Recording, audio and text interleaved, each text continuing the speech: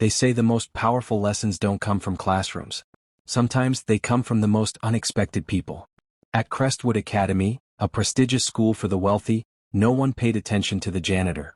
He was invisible, until the day he stood up for a bullied girl. What happened next would change his life forever. Robert Harris was in his late 50s, with a slightly bent back from years of pushing carts and scrubbing floors. His pale blue janitor's uniform was clean, though the fabric was worn at the elbows and knees. He had kind, tired blue eyes that seemed to carry decades of quiet endurance.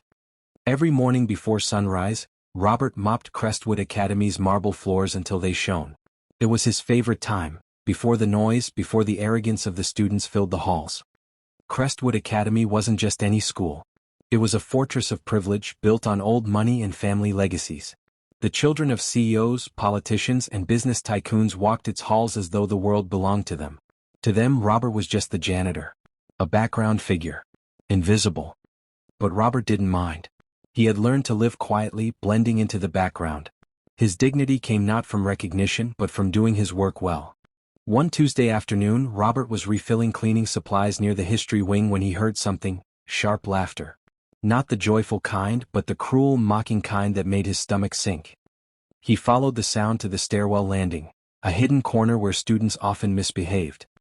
There he saw 3 seniors: Marcus, the arrogant ringleader with slicked-back hair and an expensive blazer; Serena, a blonde girl with sharp eyes and a smug smile; and another boy laughing along just to fit in. Their target was Emily. Emily was a freshman. Thin, quiet, dressed in second-hand clothes that made her stand out in a sea of designer labels. She clutched her old, scuffed textbooks to her chest, her wide brown eyes full of distress. Marcus sneered, "Did you get that jacket from a charity bin? It smells like desperation." Serena yanked a book from Emily's hands. "These don't even have the school seal. Vintage? How embarrassing." Marcus took the book, grinned, and dropped it on the marble floor with a thud. Emily's books scattered like fallen soldiers. The bullies erupted in laughter. Emily knelt down, her hands trembling as she tried to gather her books. She didn't cry, but the humiliation was heavy in the air. Robert stepped forward, pushing his squeaky janitor's cart into the stairwell. His voice was calm, steady. "Everything all right here?" The laughter died instantly. The bullies turned, rolling their eyes. To them he was nothing more than a nuisance. "It's fine maintenance," Marcus smirked. "Just teaching the new girl a lesson." Robert walked closer, bending to pick up one of Emily's books. He brushed off the dust and held it in his hand. "A lesson?" he repeated softly. He looked Marcus dead in the eye. "I see no teacher here. And I see no lesson." He turned the book over in his hands. "Do you know what dignity means, son?" Marcus hesitated. "Self-respect." Robert nodded. "Yes, but it also means respecting others. When you laugh at this girl's clothes, you laugh at her heart. When you mock her books, you mock her effort to learn." His voice grew firmer. "You've inherited a lot in life. But dignity cannot be inherited. It must be earned." The stairwell fell silent. The bullies shifted uncomfortably. Serena tugged Marcus's sleeve. "Come on, let's go." They left in sullen silence, their arrogance deflated. Robert turned to Emily, gently stacking her books and handing them back. Their hands brushed. "Thank you, Mr. Harris," she whispered, her voice shaking with gratitude. Robert smiled. "Everyone has to do the right thing, Mississippi. My job is to clean messes. Today's mess wasn't just on the floor." From that day forward, Emily didn't just see Robert as the janitor. She saw him as a friend. After school, she would wait near the supply closet, eager to talk. She asked him about his favorite books, his life outside the academy, and the history he had seen in those halls. Robert discovered Emily was thoughtful, kind, and remarkably bright. She loved reading even if her books were secondhand.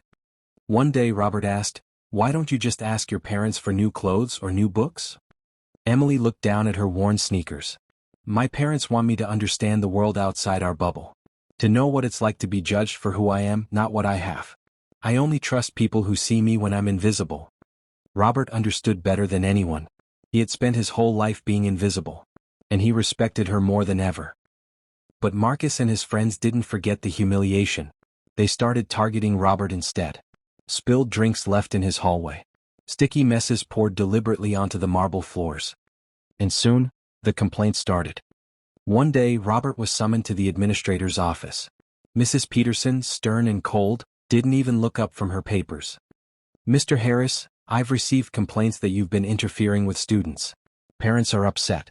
Your job is custodial, not disciplinary. If this continues, we'll have to let you go." Robert walked out with a heavy heart. He had only defended Emily. But in this world of privilege, a janitor's word meant little. Weeks later came Crestwood's grand event, the annual Founders' Day Gala. A glittering night of gowns, tuxedos, and crystal chandeliers. Robert worked quietly, polishing glasses, collecting trays. He kept his head down as laughter and music filled the ballroom. Then he froze. There, at the center of the ballroom, stood Emily. But this wasn't the timid girl in second-hand clothes. Tonight, she wore a dazzling gown, her hair styled perfectly. She radiated confidence, standing tall beside a man of great presence. Robert's breath caught. The man was Arthur Hawthorne, billionaire CEO, and founder of Crestwood Academy. And Emily was his daughter. Robert's heart raced. Emily Hawthorne. The girl he had defended was the daughter of the most powerful man in the room. Later, as Robert collected glasses, Mr. Hawthorne caught his eye. He motioned for Robert to follow him into a private office. Robert braced himself. He expected to be fired in silence, away from the crowd. Instead, Mr. Hawthorne invited him to sit. "Robert," he began, "Emily has told me everything. From the stairwell to your talk about dignity. I also read the complaints.